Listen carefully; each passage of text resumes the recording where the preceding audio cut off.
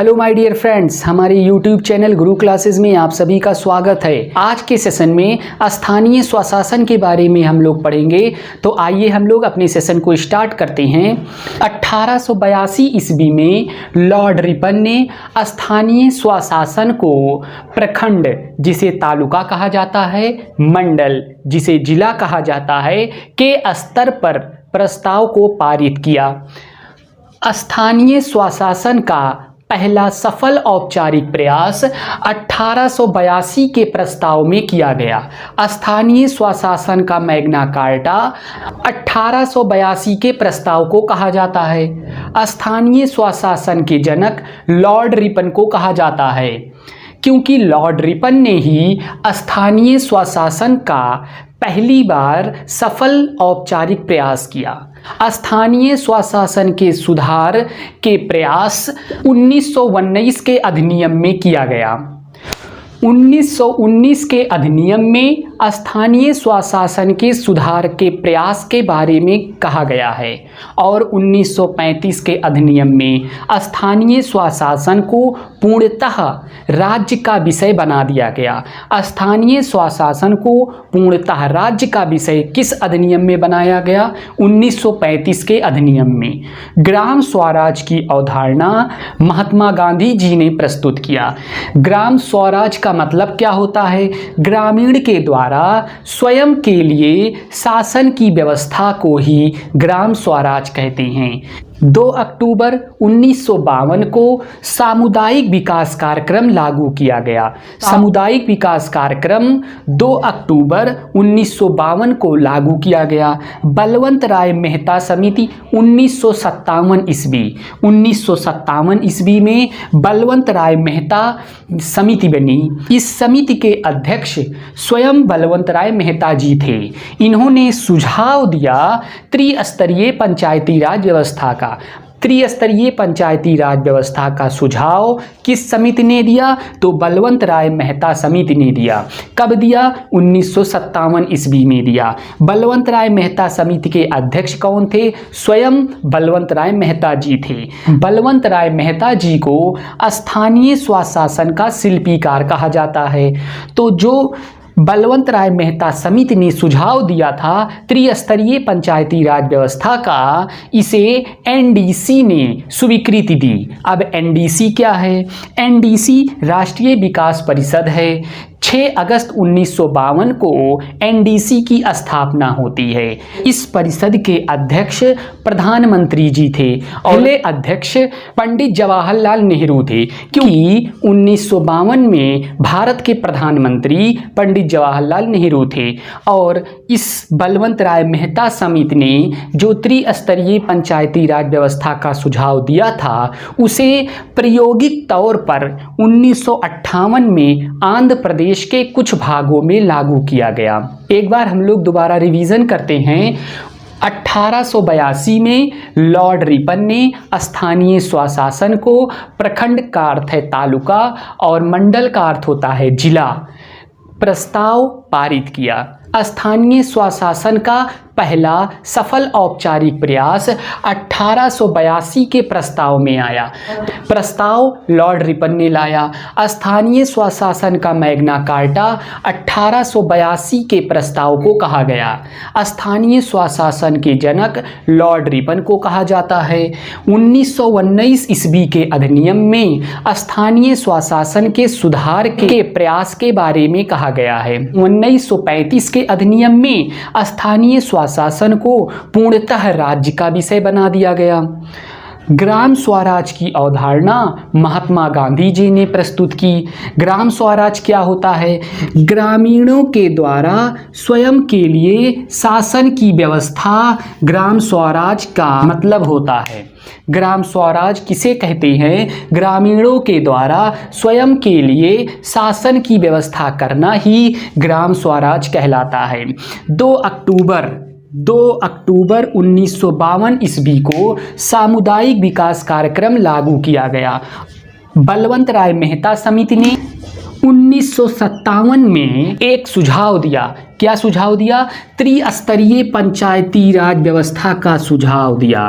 त्रिस्तरीय पंचायती राज व्यवस्था का मतलब है कि ग्राम स्तर पर, फिर प्रखंड स्तर पर, फिर जिला स्तर पर, ग्राम, प्रखंड, जिला स्तर पर। इस सुझाव को, त्रिस्तरीय पंचायती राज व्यवस्था के सुझाव को एनडीसी ने स्वीकृति दी। त्रिस्तरीय पंचायती राज व्यवस्था किसने लाई? बलवंत राय मेहता समिति ने। कब? 1957 में। वेरी इंपॉर्टेंट, बहुत ज़्यादा महत्वपूर्ण है, यहाँ से प्रश्न ज़रूर बनते हैं। और बलवंत राय मेहता समिति के अध्यक्ष हैं स्वयं बलवंत राय मेहता जी। बलवंत राय मेहता को स्थानीय स्वशासन का शिल्पीकार कहा जाता है। स्थानीय स्वशासन का शिल्पीकार बलवंत राय मेहता को कहा जाता है। 1958 ईस्वी में प्रायोगिक तौर पर आंध्र प्रदेश के कुछ भागों में त्रिस्तरीय पंचायती राज व्यवस्था को लागू किया गया। त्रिस्तरीय पंचायती राज व्यवस्था को प्रायोगिक तौर पर आंध्र प्रदेश के कुछ भाग में लागू किया गया। कब किया गया? 1958 में। एनडीसी ने त्रिस्तरीय पंचायती राज व्यवस्था को स्वीकृति दी थी। तो एनडीसी का फुल फॉर्म होता है राष्ट्रीय विकास परिषद। एनडीसी का फुल फॉर्म राष्ट्रीय विकास परिषद। कब इसकी स्थापना हुई? 6 अगस्त 1952 को राष्ट्रीय विकास परिषद की स्थापना होती है और इस परिषद के अध्यक्ष होते हैं स्वयं प्रधानमंत्री। और जब इसकी स्थापना हुई तब इसके प्रधानमंत्री पंडित जवाहरलाल नेहरू जी थे। हर एक लाइन से एक प्रश्न बनना तय है। अब हम लोग आगे देखते हैं। 2 अक्टूबर 1959 ईस्वी को पंडित जवाहरलाल नेहरू ने राजस्थान के नागौर जिले से औपचारिक तौर पर लागू किया।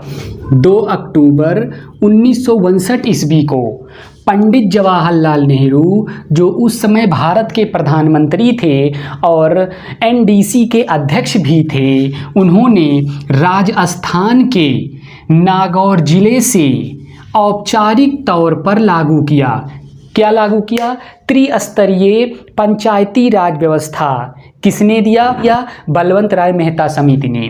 अशोक मेहता समिति ने 1977 ईस्वी में द्विस्तरीय पंचायती राज व्यवस्था को दिया, लेकिन ये स्वीकृति नहीं मिली। किसको? अशोक मेहता समिति ने 1977 ईस्वी में द्विस्तरीय पंचायती राज व्यवस्था को दिया, तो इस द्विस्तरीय पंचायती राज व्यवस्था को स्वीकृति नहीं दी गई।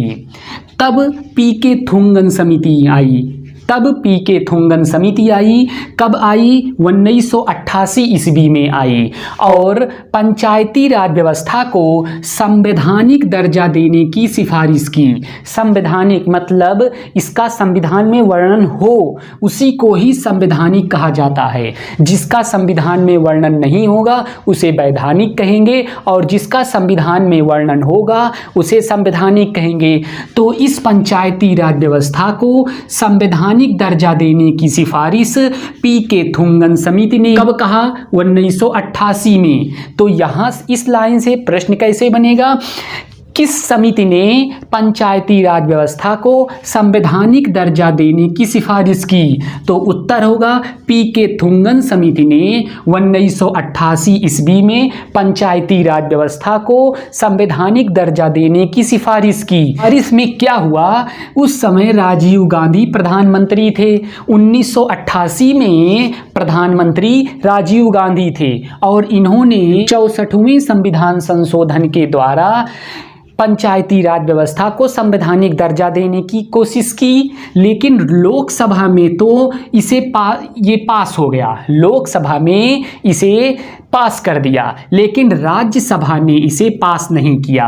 1988 में पीके थुंगन समिति ने पंचायती राज व्यवस्था को संवैधानिक दर्जा देने की सिफारिश की। उस समय प्रधानमंत्री राजीव गांधी जी थे। 64वें संविधान संशोधन के द्वारा पंचायती राज व्यवस्था को संवैधानिक दर्जा देने की कोशिश की। लोकसभा में तो ये पास हो गया, लोकसभा में तो पास हो गया, लेकिन राज्यसभा में पास नहीं हुआ। उसके बाद फिर पीबी नरसिम्हा राव जी आए। उसके बाद पीबी नरसिम्हा राव जी आए, इन्होंने 73वां संविधान संशोधन किया। पंचायती राज व्यवस्था को संवैधानिक दर्जा देने के लिए 73वां संविधान संशोधन किया और लोकसभा में 22 दिसंबर 1992 ईस्वी को पास हुआ और राज्यसभा में 23 दिसंबर 1992 को पास हुआ। यहाँ लोकसभा में 22 दिसंबर 1992 को पास हुआ और राज्यसभा में 23 दिसंबर 1992 को पास हुआ। अब लोकसभा और राज्यसभा में पास होने के बाद राष्ट्रपति के पास जाता है। राष्ट्रपति जी ने 20 अप्रैल 1993 को इस पर हस्ताक्षर 24 अप्रैल 1993 बहुत इंपॉर्टेंट डेट, 24 अप्रैल 1993 को पंचायती राज व्यवस्था को पूरे देश में लागू कर दिया गया। इसीलिए 24 अप्रैल को पंचायती राज दिवस मनाया जाता है। लेकिन पंचायती राज दिवस 24 अप्रैल को 2010 से मनाया जाना प्रारंभ किया। पंचायती राज दिवस कब से मनाया जाना प्रारंभ किया गया? 24 अप्रैल 2010 से पंचायती राज दिवस मनाया जाना प्रारंभ हुआ। भाग 9 पुनः स्थापित किया गया और 16 नए अनुच्छेद जोड़े गए। 16 नए अनुच्छेद जोड़े गए। 200 अनुच्छेद 243 से अनुच्छेद 243 ओ तक नए अनुच्छेद जोड़े गए और 11वीं अनुसूची में 29 विषय को शामिल किया गया। इस एक छोटी सी लाइन से एक प्रश्न अनिवार्य है बनना, पूछेगा 11वीं अनुसूची में कितने विषय हैं? सीधा प्रश्न होगा 29 विषय हैं। कहाँ? 11वीं अनुसूची में। एक बार हम लोग फास्ट रिवीजन कर लेते हैं क्योंकि हर एक लाइन में प्रश्न छिपा हुआ है। प्रश्न निकालना आपका काम है। 2 अक्टूबर 1959, यहीं पर पहला प्रश्न। 2 अक्टूबर 1959 ईस्वी को पंडित जवाहरलाल नेहरू ने राजस्थान के नागौर जिले से औपचारिक तौर पर लागू किया। क्या लागू किया? पंचायती राज व्यवस्था लागू किया। किसके लिए? औपचारिक तौर पर। कहाँ से लागू किया? राजस्थान के नागौर जिले से पंचायती राज व्यवस्था को 2 अक्टूबर 1959 को पंडित जवाहरलाल नेहरू जी ने लागू किया। जहाँ जहाँ गोला बन रहा है वहीं वहीं प्रश्न बनेगा। अशोक मेहता समिति आई। कब आई? 1977 ईस्वी में आई। क्या कहा इन्होंने? द्विस्तरीय पंचायती राज व्यवस्था की सुझाव दिया। किसने सुझाव दिया? अशोक मेहता समिति ने सुझाव दिया। कब दिया? 1977 ईस्वी में सुझाव दिया, लेकिन इसे स्वीकृति नहीं दी गई। तब उसके बाद पी.के. थुंगन समिति आई। कौन आई? पी.के. थुंगन समिति आई। कब आई? 1988 ईस्वी में आई। क्या हुआ? पंचायती राज व्यवस्था को संवैधानिक दर्जा देने की सिफारिश की। किसने की? पी.के. थुंगन समिति ने 1958 में। उस समय प्रधानमंत्री राजीव गांधी जी थे। इन्होंने 64वां संविधान संशोधन किया, लेकिन यह लोकसभा में तो पास हुआ, राज्यसभा ने पास नहीं किया। तो यहाँ भी क्या हुआ? असफल हो गए। उसके बाद फिर पीबी नरसिम्हा राव जी आए। इन्होंने 73वां संविधान संशोधन किया। इसके लिए पंचायती राज व्यवस्था को संवैधानिक दर्जा देने के लिए 73वां संविधान संशोधन कर डाला। लोकसभा में 22 दिसंबर 1992 को पास हो गया। अब लोकसभा में पास होने के बाद राज्यसभा में पहुंचा। राज्यसभा में 23 दिसंबर 1992 को पास हो गया। यहाँ भी पास हो गया। अब लोकसभा और राज्यसभा में पास होने के बाद राष्ट्रपति की बारी आती है। राष्ट्रपति जी ने 20 अप्रैल 1993 को इस पे हस्ताक्षर कर दिया और यह कानून लागू हो गया। कब से लागू हुआ? 24 अप्रैल 1993 को पूरे देश में लागू कर दिया गया। क्या लागू कर दिया गया? पंचायती राज व्यवस्था को 24 अप्रैल 1993 से पूरे देश में लागू कर दिया गया। इसीलिए 2010 से 24 अप्रैल को पंचायती राज दिवस मनाया जाना प्रारंभ हो गया और भाग 9 पुनः स्थापित किया गया। 16 नए अनुच्छेद जोड़े गए। कौन से? 243 से 243 ओ तक 16 नए अनुच्छेद जोड़े गए। 11वीं अनुसूची में 29 विषय दिए गए। तो 24 अप्रैल 1993 को पूरे देश में पंचायती राज व्यवस्था को लागू किया गया और 24 अप्रैल को पंचायती राज दिवस मनाया जाना 2010 से प्रारंभ हुआ। जहाँ जहाँ गोला बना हुआ है समझ लीजिए वो एक प्रश्न है। इस सेशन को आप लोग बार बार देखिए जिससे पंचायती राज व्यवस्था से कोई भी प्रश्न आपके कभी फंसे नहीं। अगर आप लोगों को ये सेशन पसंद आया हो तो आप लोग वीडियो को लाइक, शेयर और चैनल को सब्सक्राइब करना ना भूलें, क्योंकि आप लोग इस सेशन को और इस चैनल को जितना ज़्यादा प्यार देंगे हम लोग अपने अगले सेशन में अधिक से अधिक कंटेंट और अधिक से अधिक क्वेश्चन के साथ आप लोगों के बीच उपस्थित हों। धन्यवाद।